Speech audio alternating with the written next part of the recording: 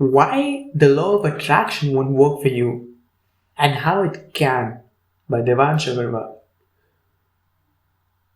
A lot has been said about the Law of Attraction. Here we're going to discover a variety of things that comes in the vicinity of this law, from the secret to Law of Attraction, whether the Law of Attraction is real or not, why the Law of Attraction hasn't been working for you, and how to make it work the right way. We say a lot of things.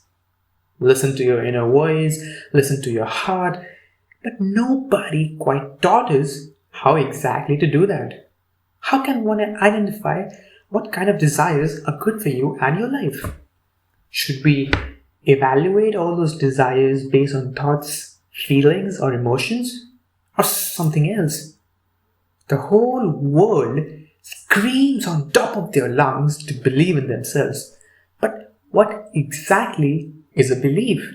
And how does one do that? So, let's get to the crux of all those queries. Flexibility, the need of the hour. Before diving into the article, first allow me to quote Dao De Ching. When he is born, a man is soft and weak. In death, he becomes stiff and hard. Truly, what is stiff and hard is the companion of death. What is soft and weak is the companion of life. One gotta be flexible to actually live life. And flexible not in terms of your body or physical, but in terms of your mind, your thinking, your beliefs, your ideologies. Be open to change your beliefs. Be open to accept that you were wrong. Be open to accept new inflow of information, facts and figures and data. I know it seems pretty hard to come down the ladder of ego we have been climbing, but hey, that's what flexibility is all about. The whole in the law of attraction. So now, let me first tell you that I was a strong believer in the law of attraction.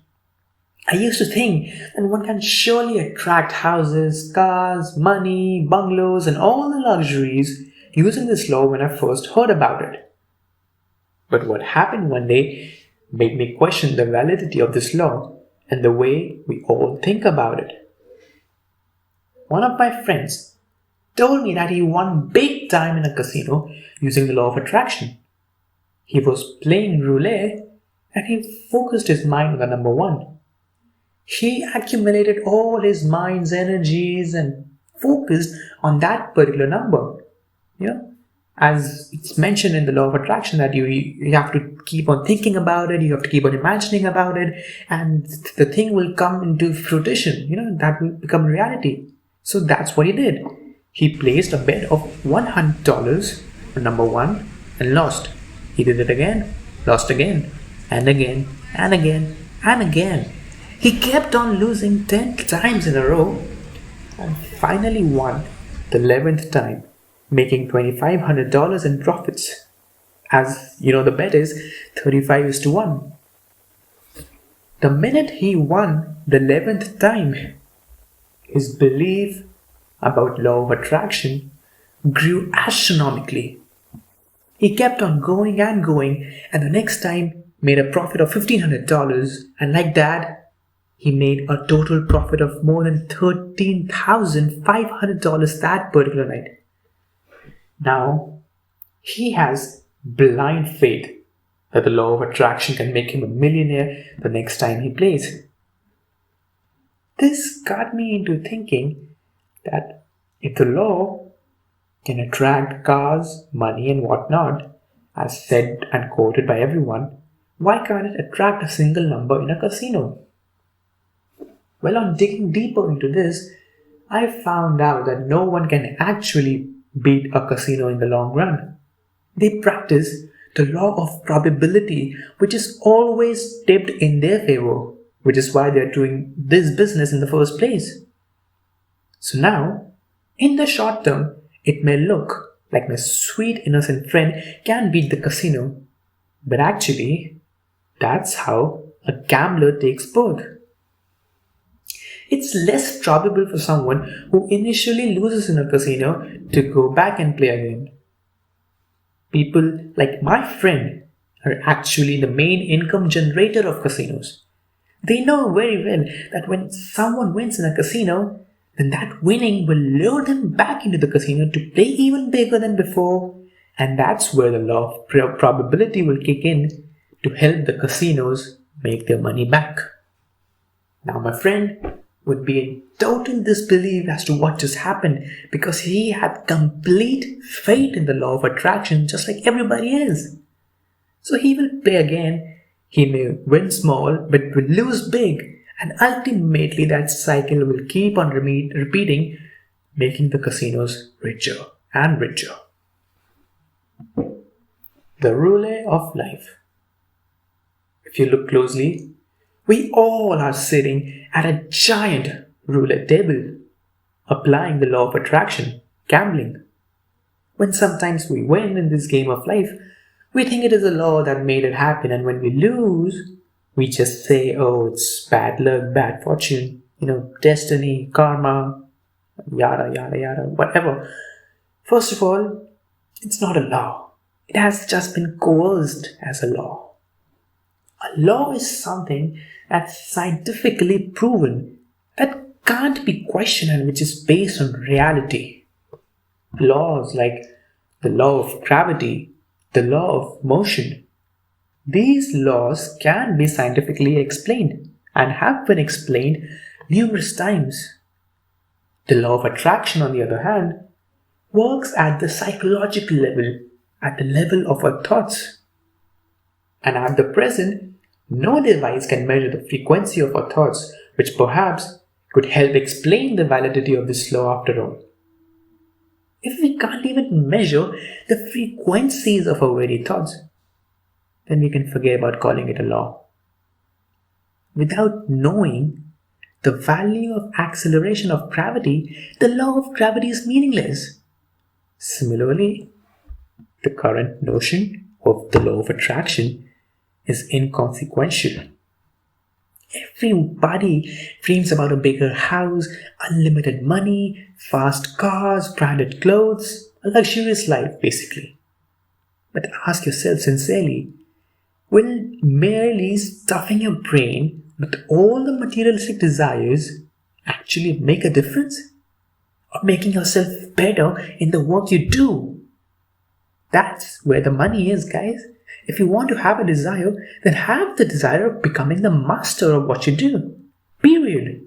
Stop worrying about what you can get and start working on what you can do today. Let me share you an interesting research. There was a research conducted on superstition. It involved a pigeon in a cage, and the pigeon was made to starve. Now, on the outside of a cage, of that particular cage, a device was installed that would throw a pea into the cage every 1 minute. Since the pigeon was famished, she was making weird noises to express her distress. She started doing flips, and she noticed that after making 2 flips, she would get a pea. And just like that, it became her ardent belief that after every 2 flips, she would always get a pea. So she kept on making the flips as fast as possible, even after the peas have stopped coming. Now, was it her making flips that were fetching her peas, or was it something entirely else? That's kind of how this law is actually. We don't exactly know how it works. And when we try to inculcate our own beliefs into something we don't completely understand, then that's what makes it a superstition. Coincidence and causation. This is a very general tendency of human being to label coincidence as causation. Just because the pigeon was getting a pea every time she made 2 flips, doesn't mean her flips were causing. The effect. I will say it again. Coincidence doesn't imply causation. Similarly, in our real lives too, just because two incidents happen at the same time doesn't mean that one of them caused the other. Just because you were thinking of your dear friend and the very next moment he called you out of the blue doesn't mean that it was your mystical attraction powers that made it happen. Why can't we just sometimes accept that some things are just beyond our understanding? We don't have to put a stamp on it just for the heck of it. We just gotta figure out how can we give our best shot in a particular situation. Firstly, we gotta accept the reality that some things are just out of our control. If you apply for a job in a particular company, then getting recruited or not is beyond your direct control. And the funny part is, once you actually accept this, you can direct your energy in the areas where you have control in a better and more efficient way, ultimately increasing your chances of getting recruited. You can improve your skills and work on your speaking ability and things like that, which can actually make a difference at the end of the day. Unless we actually make a distinction between what is in our control and what isn't, we won't be able to figure out the best plausible way to act in a particular situation. So now, let's discuss the steps people usually follow while practicing the law of attraction. Number 1, ask. It all starts with asking. Asking what? Well, our desires. Where do our desires come from? From our thoughts. Simple so far, right? But now the question arises, which thoughts should we convert into desires? We get more than 50,000 thoughts daily, approximately. It's like you're standing on a railway platform and you have more than 50,000 trains zooming past you at light speed, and you have to decide which train to step onto that will lead you to your end destination. So how can one choose and know that it is the right decision? Some people say choose based on your feelings and emotions. But hey, is it a viable option? Feelings are temporary. If you fight with your wife, then you will have a bad feeling and your mind will immediately look for options to achieve the exact opposite feeling. This particular feeling will make the man cheat, drink, smoke, eat like anything and whatnot to divert his attention. We need to be absolutely clear that making decisions based on these temporary feelings can leave a permanent impact on our lives, for better or worse. The good and the bad feelings both are temporary, and the more we chase it, the more it will make us run in circles like anything. What you may feel good may not be necessarily good for you and vice versa. So the question remains, how to decide what's right for us? Well, act for the greater good. Before taking any major decisions, you need to ask yourself sincerely and honestly whether this is good for you and the people around you or not. If you feel good about it, then go ahead, do it. If not, then definitely go ahead. Yes, you read that right. Act, even if the feeling is bad. If what you intend to do is really good for you or society, then screw your feelings and get going. We all know we should exercise, but most of us don't. Ever wondered why? Because they don't feel like doing it. That's why you need to be mentally strong enough to understand when to listen to your feelings and when to show your feelings the middle finger right away. Love versus attraction. Take another example. How would you differentiate between love and attraction? The attraction gives you temporary pleasure but permanent pain in the long run, whereas Love, on the other hand, may give you temporary pain but permanent happiness or something beyond the scale of pain and pleasure. When one goes beyond one's own self, then that state is called love. When you rise above the state of pain and pleasure, then that is the true essence of love. Love and feelings are actually not related to each other, but many of us confuse the two. As long as you get good feelings from your spouse, you say you're in love. But the very second feelings change, love goes into the dustbin. That's not real love. That's idiocy. Real love is not based on ever-changing feelings. It is based on something that lasts forever. Real love means to be there, irrespective of what you're feeling. I will give you my own example. Sometimes I feel amazing while writing. Sometimes I feel like crap and just want to run away from everything. But obviously I don't do that. I made a promise to myself that I won't stop doing this no matter how much I hate sitting in front of the laptop for 4 to 5 hours in a stretch, no matter how much I loathe making a futile attempt at creating indexed backlinks, no matter how much I detest to see mediocre content ranking number 1 and 112 other things that constantly are conspiring to make me give this up. The reason I can do this is that I know this is good for me without giving a rat's ass to my feelings. Had I listened to those feelings, I would have stopped doing this shit the 12th day I started. Feelings can be manipulated. In today's marketing world, your feelings are the easiest thing to manipulate, guys. They draw attention through all your senses by making you feel good. And now they can make you do whatever they want you to do, and you wouldn't even know about it. Take any unsuccessful person. The sole reason for his fiasco is that he listened to his feelings a tad too much. If he's enjoying his work, he's more than happy to do it. But as soon as things get a little tricky, which they will, he will quit.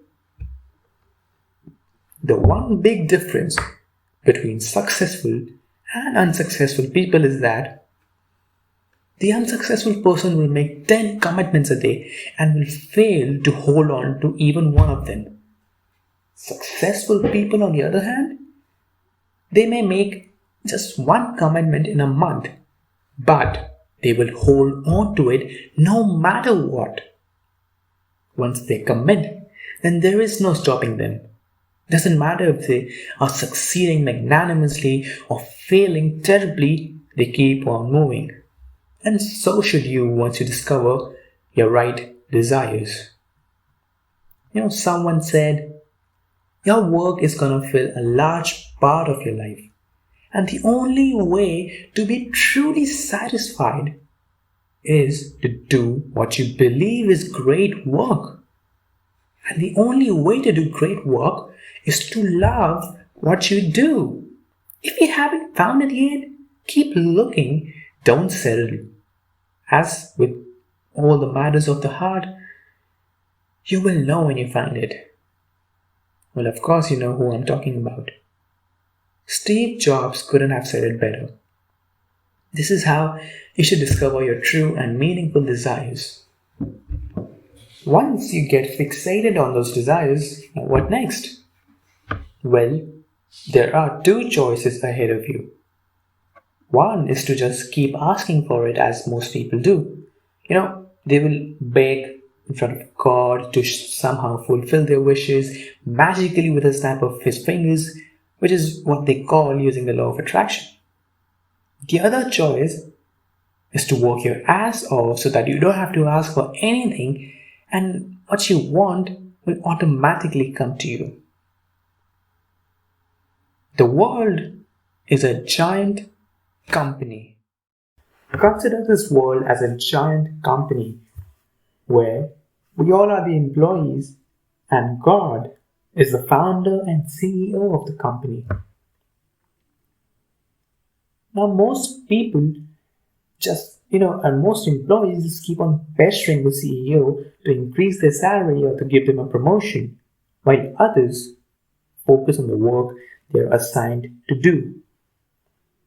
So ask yourselves, if you are the CEO of the company, who is more likely to get the promotion? Well, it's pretty obvious, right? If bootlicking and sycophancy are all your employees are doing under the misguided impression of the law of attraction, then what is the difference between them and a beggar? They both are anticipating things without doing what it takes. And naturally, as the CEO, you're not going to give two shits to someone who practiced the law of attraction diligently or not. It isn't going to matter how much you visualize getting that promotion. Just your imagination of you sitting in that brand new office isn't going to get you there. At the end, the promotion will be given to the most deserving one and not the one who used his power of attraction up to full throttle. The right use of the law. If you want to use the law of attraction the right way, the way where you can actually make it work for you to tip the scales for your advantage, then you have to use it to improve your work, to improve yourself, to upgrade yourself. Make yourself so competent that you don't have to ask for anything in life from anyone, not even God. That's the true beauty of this law. If you want to imagine, then instead of imagining yourself driving that Ferrari, imagine yourself doing that work it takes to get you there in a super focused manner. All those who preach about the law of attraction, they are giving the right definition, but they're explaining it to us by citing the wrong examples. You don't get what you want, you get what you are. And you are your beliefs. Unless you change them, nothing is going to change. The beliefs aren't going to change just by asking for things or merely imagining them all day long. The strongest beliefs are that of the beggars, but do they get anything just by asking for it? Of course not. So your sole focus should not be on demanding things, but on making yourselves more deserving.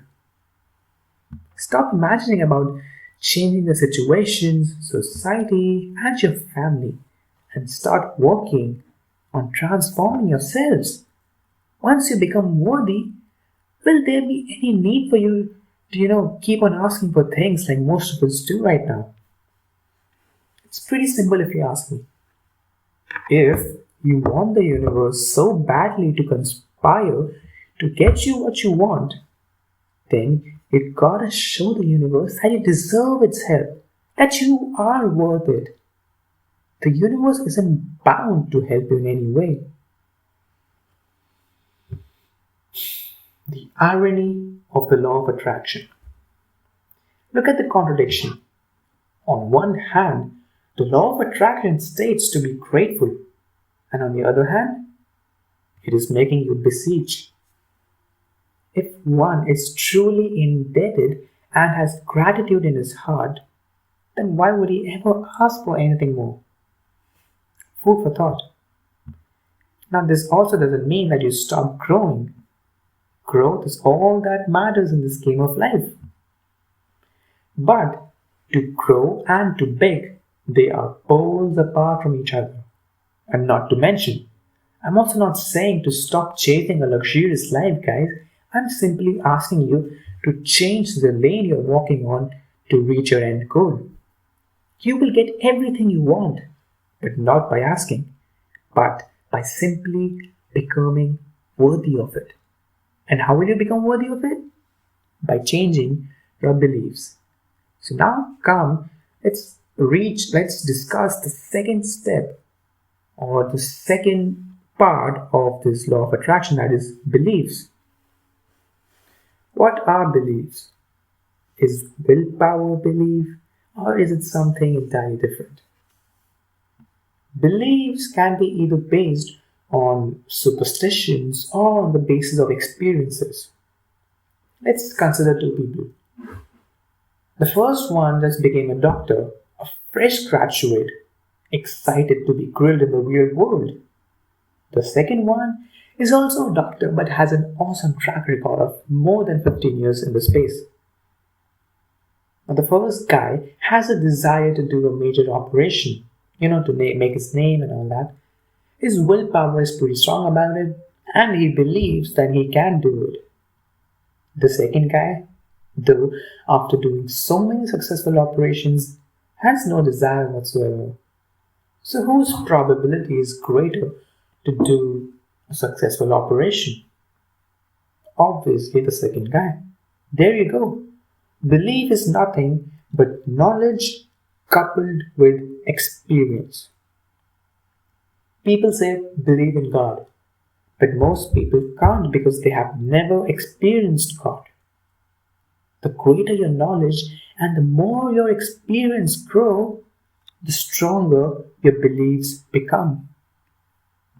Experience trumps knowledge. Just because you have some theoretical knowledge about a particular thing, it doesn't make you an expert in it. Just like that first person who did know all the technicalities, but he lacked experience and expertise. Now, as he gains experience, his belief will become stronger day by day. The more you learn, the brighter will be your beliefs, and the better will be your actions, and the bigger will be your success. As simple as that. So the focus should be on learning and not imagining the results. Your materialistic achievements are merely just the side product of the work you are meant to do. If you want to use the law of attraction judiciously, use it to focus on the work and not the side products. But because most of us use it on the wrong path, they are often met with disappointment. And now comes the final part. Action. Here too, you get two choices. One is to wait to receive, and the other is to act and receive.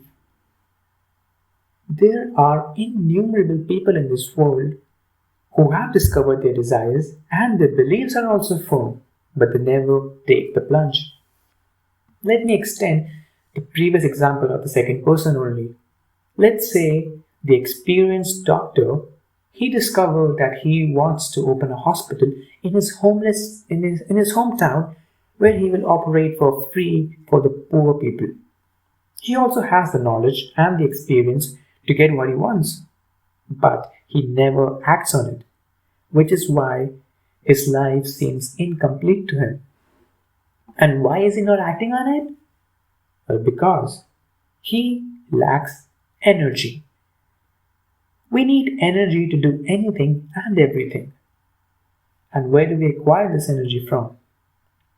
From feelings and emotions. Emotions literally mean energy in motion. But hey, just now I said that you shouldn't base your desires on your feelings and emotions, and now I'm saying something else. So, before you call me a double-faceted douchebag, let me clarify. Direct your emotions and feelings. You see, one can't simply just fizzle out his feelings and emotions. They're not going anywhere. And besides, that's what makes us human, right? The goal isn't to get rid of your feelings or emotions. You can't even control them. But what you can do is that you can give a direction to them, a meaningful one. As we change our beliefs, our perceptions, the way we see things, the feelings and emotions also change accordingly. Feelings are manifestation of our existing beliefs, which makes it even more important for us to have the right set of beliefs. If our purpose is a positive one, they will automatically generate positive emotions. The idea of building your own brand will give you a positive sensation, just like the idea of having a healthy body, or becoming the CEO of your company, or getting a promotion at your job, or simply just becoming a better person in life. Once you integrate the purpose deep within yourself, slowly and gradually, you yourself become the purpose. If Mother Teresa believes in compassion and love, then she can't have negative emotions like envy or hatred. You can look at any great leader in history. They all stood for something that they strongly believed in, and slowly and steadily they became their purposes themselves. If you talk about Mahatma Gandhi, you will also talk about non-violence and truth. They're kinda inseparable. Elon Musk and Mars go hand in hand. Similarly, you need to hold on to purposes that generate positive emotions, and progressively, as your beliefs become stronger, your emotions will automatically provide you with the positive energy to chase your goal. Once your purpose becomes your belief, then your body, mind, and soul will automatically follow. One should always strive to make goals according to the purpose and not the opposite way. If you make your purposes according to your goal, then those purposes won't stick around for long. Receive. Now that you have taken the actions as well, is there a guarantee that you will succeed? If you're doing what you're doing for the love of doing it, then it wouldn't really matter how much you're receiving in return, or whether you're even receiving anything at all. You can get in return a lot more than you asked for, or you may even get nothing. The ideal situation will be to not think about who's going to win the match before even starting to play the game. That is the actual state of love, where you're getting or acting based on what you love and not based on what you may get in return. But what's going on in the world? The absolute opposite. The outcome is what's driving the source of the work people do. I mean, literally, the 99% of people in this world are doing what they're doing just because they're gonna get a certain outcome which they can enjoy. The minute they stop getting a reward, they will stop taking the action. If one truly wants to achieve the state of bliss, which is beyond pain and pleasure, beyond feelings and emotions, beyond anything you can imagine, then there is only one way to achieve that. Your mind should be at peace. Even at the noisiest places, if your mind is at peace, then you truly experience the state of unlimited happiness, ultimate happiness. By noise, I don't just mean the external noise, the noise inside your head, the never ending stream of thoughts, the monologue which keeps on going inside you, which is probably noisier than the outside. This is the ultimate goal of human life. The more you run towards materialistic things, the more restless your mind will become.